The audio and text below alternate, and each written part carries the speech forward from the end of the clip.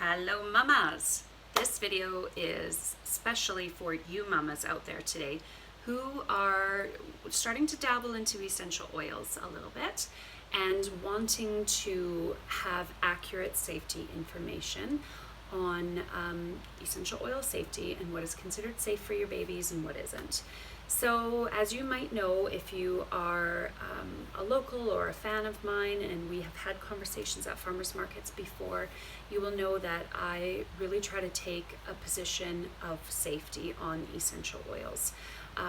And for that reason, I first want to bring two resources to your forefront.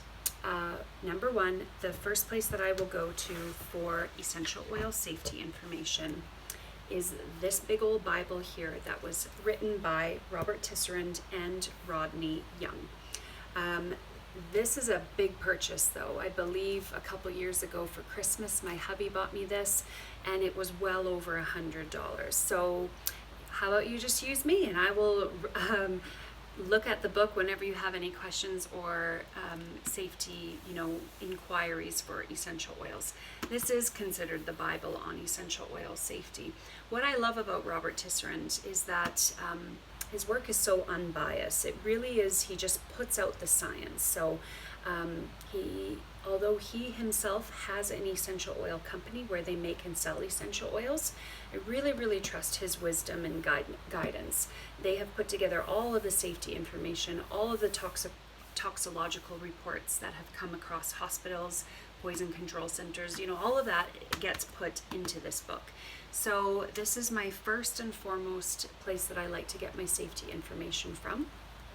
You may also visit his website, which is www.tisserandinstitute.org.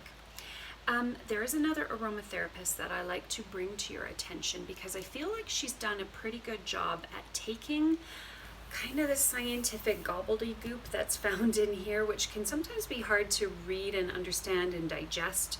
And I feel like she has done a good job of doing that job for us and taking that safety info and then putting it in a little bit easier to understand and navigate ways.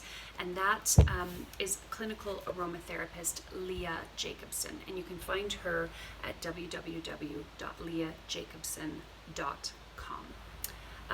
I will include those links in the notes below for you for easy access. So the essential oil I want to talk to you guys today is about eucalyptus.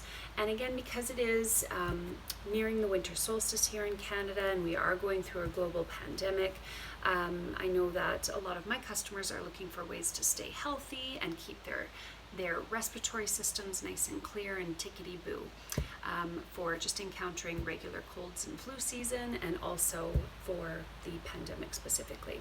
So eucalyptus is one of the oils that I've always tried to pass along some safety info to my customers and let them know and put it on their radar that it is not the best oil, or I always thought it was not the best oil to choose for very young children due to one of the chemicals that is found in the eucalyptus, which is called 1,8-cineol.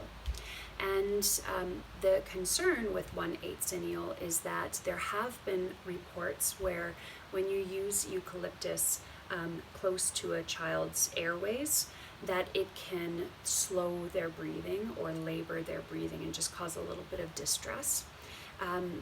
The other concern is that it can cause some neurological issues with children. So according to Lea Jacobson's website, which I have become a member of and can access safety info quickly, it had been recommended to avoid eucalyptus on children under the age of 10 years old. So if you had a child under the age of 10 and you were looking for eucalyptus, then I would always guide people towards purchasing an essential oil called Rosalina, which makes a really great substitute for eucalyptus. It works very similarly, but in a safer way. So a lot of mamas out in the Peace Country region would purchase Rosalina from me, and that was wonderful. Now I was just researching it again today about eucalyptus, and I revisited the safety book, and also, like I said, because it is quite heavy and hard to understand sometimes, I went straight to Robert Tisserand's website, the tisserandinstitute.org, and checked out, if he had done a recent blog post and shared any new info. And I was very glad that I did that, because I would like to pass this info on to you mamas. So for those of you who have been avoiding eucalyptus under the age of 10, based on information that I had given you or that you had seen online, then that's fine. There's no harm in that. But one of the posts and blogs that Robert Tisserand had done recently at his institute, actually I don't know for sure when the post was done, but it had said there's a lot of information out there where people are being really cautious with eucalyptus, and that's fine. However, we can use it safely if we follow certain guidelines. So I want to share those with you today. So safe usage for eucalyptus that are rich in cineol, and these are the ones that you're most likely to come in contact with, which is Eucalyptus globulus and also Eucalyptus radiata. Those oils are rich in 1,8 cineol, and now he is saying, or maybe has always said, or has just clarified, I'm not exactly sure, that basically it can be diffused in your home or applied topically to the skin on your children under the age of 3 years old, if you only use it at a very small percentage, which is 0.5%. Maybe I will include in the notes a chart as well, a guideline which says this many drops in this much carrier oil equals this percentage. 0.5% is not a lot by any stretch of the imagination, but it is apparently still considered safe under the age of 3. I plan to do some more research and find out if Robert Tisserand suggests a certain age where you can introduce essential oils to your children, because it has been under my impression with the research that I have done that, back when I first started oils, it was like avoid essential oils on infants.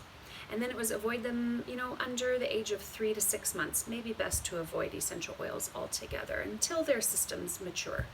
Then it kind of went up to 1 year, and then I've even seen 2 years. So I will share with you maybe in a future video what the hard evidence shows for what age period is safe to use essential oils.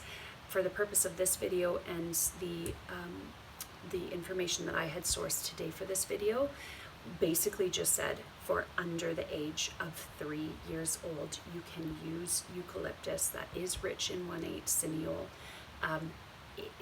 diffused and at 0.5% when topically used, okay? But I would still be hesitant to use it on any babies under 1 year old, for sure, even diffused in the air, just until I learn more about that. Robert Tisserand said in the post that these safety recommendations are definitely safe, if not anything, just a little overcautious. So that's always the stance that I find that he takes. So also, if you're wondering, for children over 3 years, so I think it said from age 3 years to 6 years old, you can then bump up the dilution, the topical rate, to 1% instead of 0.5. And of course, you can continue to diffuse. So that is a much more lenient than I had originally learned with, avoiding eucalyptus altogether under the age of 10. I still feel like it is a great choice to use Rosalina on young children, and if you have any hesitations as a mother, or you just aren't sure even after you consult the trusted top clinical aromatherapists of our time, then you always must do what feels safe for you. And for me, I think that Rosalina does make such a great essential oil option as a replacement for eucalyptus. So if you're still feeling a bit uncertain, then just stick with Rosalina. I sell that through the Green Goddess as well as eucalyptus, and I will include those links below as well. Also, eucalyptus is safe to use during pregnancy and breastfeeding, just so you mamas out there know who have babies in your belly or in your arms.